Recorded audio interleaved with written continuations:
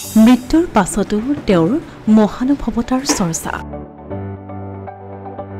10,000 কোটি টকাৰ মালিক হৈও পাৰ্থিৱ জগতৰ ধন সম্পত্তিক লৈ গৰ্ব অহংকাৰ নকৰিছিল তেওঁ উৎসৰ্গিত এক মন লৈ দূৰদৰ্শী নেতৃত্ব আৰু অটল বিশ্বাসেৰে মানুহৰ মন জয় কৰা এটা নাম আছিল ৰতন টাটা সেইবাবেই হয়তো মৃত্যুৰ পাছতো আজিও তেওঁ আছে ভাৰতৰ প্ৰতিজন মানুহৰ অন্তৰত বিলাসিতাৰ প্ৰতি কোনো মোহ নথকা মানুহজনে মৃত্যুৰ পূৰ্বে কৰি গ'ল এনে এটি কাম যাৰ বাবে এতিয়া তেওঁ সৰ্বত্ৰে চৰ্চিত বিগত বছৰৰ অক্টোবৰ মাহত ৰতন টাটাৰ মুম্বাইত মৃত্যু হৈছিল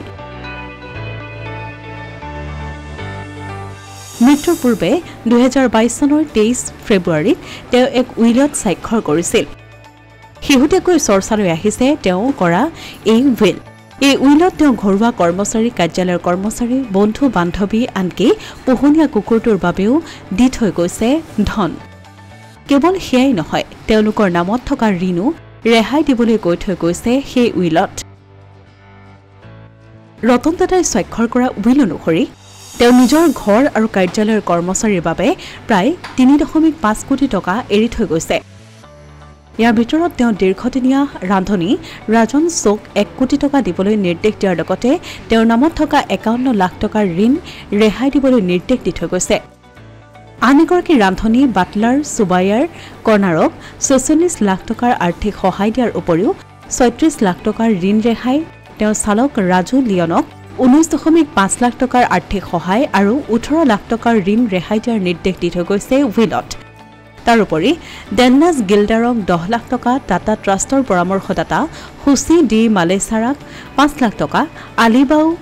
বাংলোৰ কেয়াৰটেকাৰ ড্ৰেভেণ্ট কাটমুল্লুক 2 লাখ টকা ব্যক্তিগত সহায়ক দীপ্তি দেৱাকৰণক 1.5 লাখ টকা দিবলৈ নিৰ্দেশ দি থৈ গৈছে 15 লাখ টকা তেওঁৰ লগত 7 বছৰতকৈ অধিক সময় থকা ঘৰুৱা কৰ্মচাৰীসকলৰ মাজত তেওঁলোকৰ সেৱাৰ বছৰৰ অনুপাতে বিতৰণ কৰা হ'ব ইয়াৰ সমান্তৰালকৈ অংশকালীন সহায়ক আৰু গাড়ী সাফাই কৰ্মীক 1 লাখ টকা দিয়াৰ ব্যৱস্থা কৰি থৈ গৈছে তেওঁ দুই পিয়ন গোপাল সিং আৰু পাণ্ডুৰাম গুৰবক 50,000কৈ টকা দিয়াৰ বিপৰীতে আন এজন সহায়কাৰী সৰফৰাজ দেশমুখৰ 2 লাখ টকাৰ ঋণ ৰেহাই দিয়া হৈছে ৰতন টাটাই তেওঁৰ মৰমৰ কুকুৰকেইটাৰ নামতো দি থৈ গৈছে 12 লাখ টকা এই ধন প্ৰতি ত্ৰিমাসিকত 30,000কৈ টকা ব্যয় কৰাৰ ব্যৱস্থা কৰা হৈছে আৰু এই কুকুৰৰ যত্ন লোৱাৰ দায়িত্ব দি থৈ গৈছে তেওঁৰ ৰান্ধনী ৰাজন চোক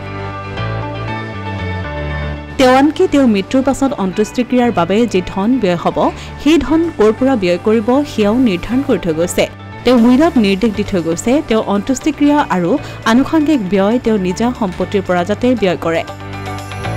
তেওঁ ব্ৰেণ্ডেড কাপোৰবোৰ এনজিঅ'ৰ জৰিয়তে আৰ্তজনক বিলাই দিয়াৰ কথা উল্লেখ কৰি থৈ গৈছে মুঠতে তেওঁৰ লগত জড়িত হৈ থকা প্ৰতিজন ব্যক্তিৰ কথাই চিন্তা কৰিছিল ৰতন টাটাই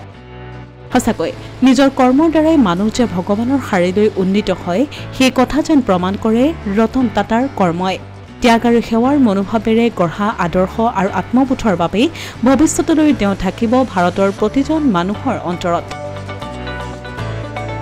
অসমীয়া প্ৰতিদিন ডিজিটেল ডেস্ক